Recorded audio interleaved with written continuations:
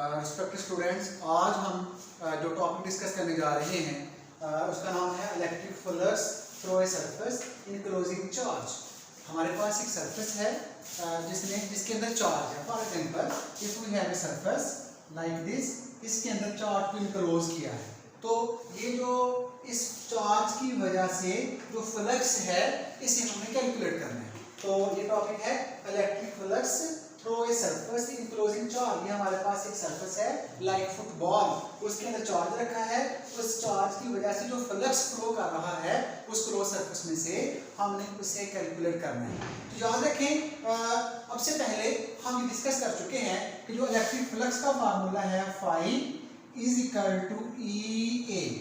याद रखें, ये फार्मूला जो है ये A, this area should be flat.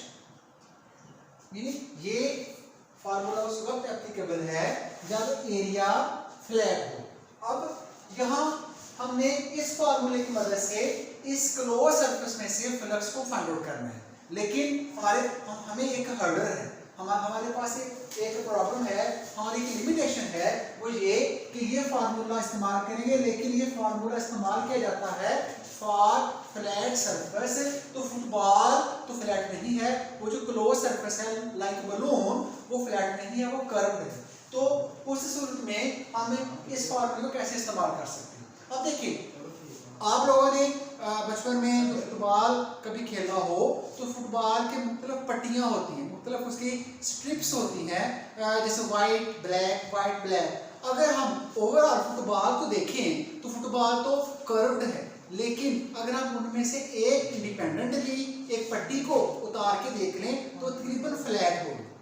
अब हम यहाँ ये करेंगे कि हमने electric flux through a surface निकालना है जो इनक्लोज्ड बाय ए चार्ज है, जिसने चार्ज को इनक्लोज किया है।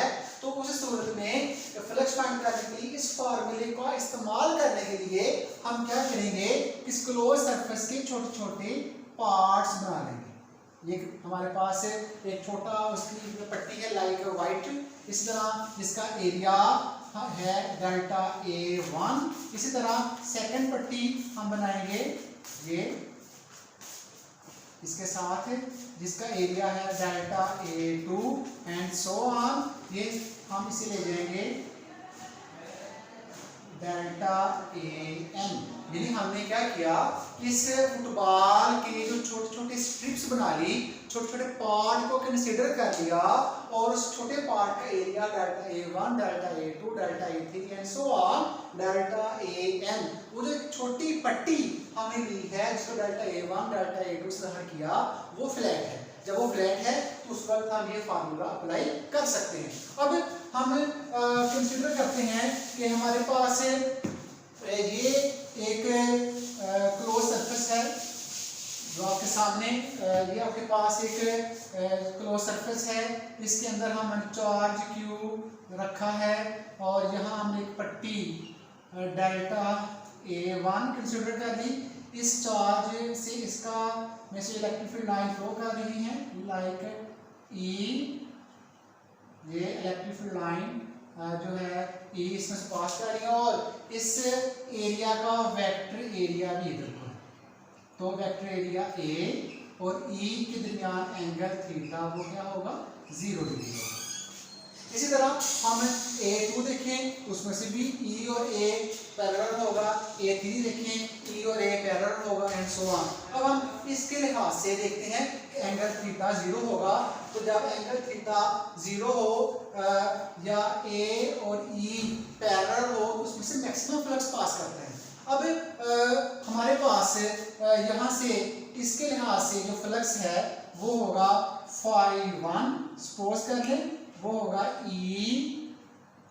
यहाँ से E1 करें इसे, एरिया अगर A1 है तो E1 डॉट डेल्टा A1 और कितना एंगल है, 0।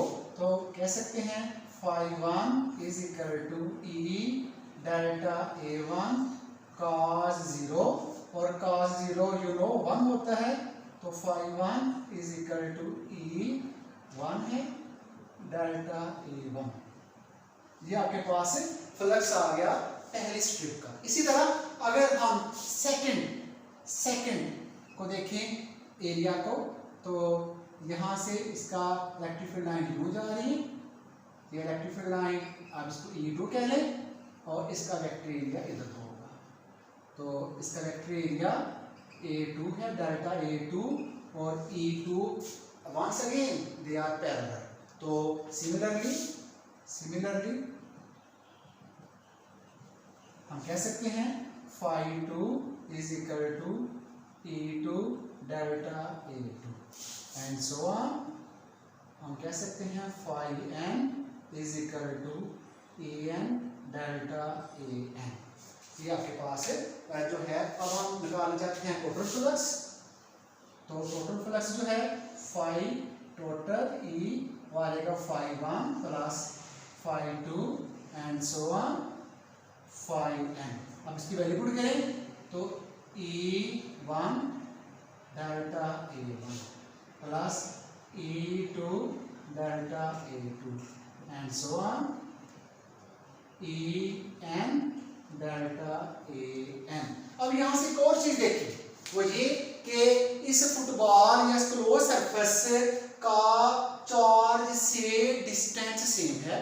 जब चार्ज से डिस्टेंस सेम है तो उसका E1, E2, E3, E4 and so on En सबकी इंटेंसिटी भी सेम होगी।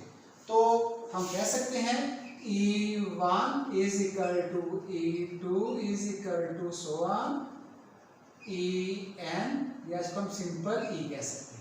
तो यहाँ से सबकी E1 की जगह भी E पुट करेंगे, E2 की जगह भी E पुट करेंगे और En की जगह भी E पुट करेंगे, तो हमारे पास जो फ्लक्स की वैल्यू होगी हम उसे यूँ लिखेंगे phi टोटल।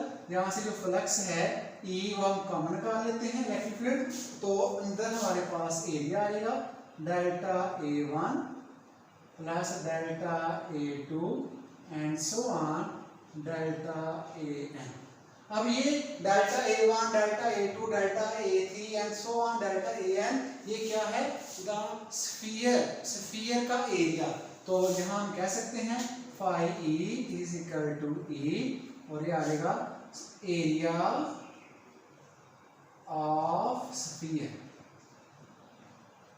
अब अगर स्फीयर का रेडियस r हो तो जो एरिया ऑफ स्फीयर है वो होगा किसके बराबर, 4 पाई r स्क्वायर। और ये जानती हो E किसके बराबर है, इस चार्ज Q की वजह से जो E होगा इसकी वैल्यू होती है 1/4 पाई एप्सिलॉन नॉट और इनटू Q, ये इस E की वजह से है, और 4 पाई r स्क्वायर ये हमारे पास एरिया ऑफ स्फीयर है। अब देखें 4 पाई से कैंसिल हो जाएगा, तो यहाँ से सॉरी साथ नीचे r भी है, और 4 पाई r स्क्वायर और यहाँ से जो r है ये स्क्वायर से कैंसिल हो जाएगा। 4 पाई r है, 4 पाई r स्क्वायर नहीं 4 पाई r है, ये r square Q over r, तो ये स्क्वायर से कैंसिल हो जाएगा। Once again sorry Q over r square है, तो ये जो है हमारे पास r स्क्वायर से कैंसिल हो गया, तो बाकी जो हमारे पास बचेगा वो होगा Q ओवर एप्सिलॉन नॉट। तो phi E हमारे पास आ जाएगा Q ओवर एप्सिलॉन नॉट। देखें E की वैल्यू हमारे पास 1/4 pi epsilon not Q over r square, तो ये 4 पाई r स्क्वायर जो है एरिया ऑफ स्फीयर है, r स्क्वायर से कैंसिल, 4 पाई से कैंसिल, तो phi Q over epsilon not. ये क्या रिजल्ट ज़ाहिर कर रहा है कि किसी भी क्लोज सरफेस पे से जो फ्लक्स फ्लो करता है वो दो चीज़ों के ऊपर डिपेंड करता है, एक कितना चार्ज है और दूसरा परमिटिविटी। ये दो चीज़ों के ऊपर डिपेंड करता है, वो उस क्लोज सरफेस की शेप के ऊपर डिपेंड नहीं करता। ये बड़ा इंपॉर्टेंट पॉइंट है। फॉर एग्जांपल अगर हमारे पास ये एक चार्ज है, इसकी क्लोज सरफेस इस तरह की हो, फ्लक्स यही होगा, और अगर इसके बजाय ये इस तरह की सरफेस हो, फ्लक्स यही होगा, इसके बजाय इस तरह की सरफेस हो, फ्लक्स यही होगा। क्यों कि ये फार्मूला बता रहा है कि फ्लक्स जो क्लोज सरफेस में से फ्लो करता है वो उसकी शेप के ऊपर डिपेंड नहीं करता, वो डिपेंड करता है कितना चार्ज इनक्लोज है और उसकी मीडियम की परमिटिविटी की वैल्यू क्या है। तो बेटा ये टॉपिक आप लोगों ने कल तैयार करना है और उसको याद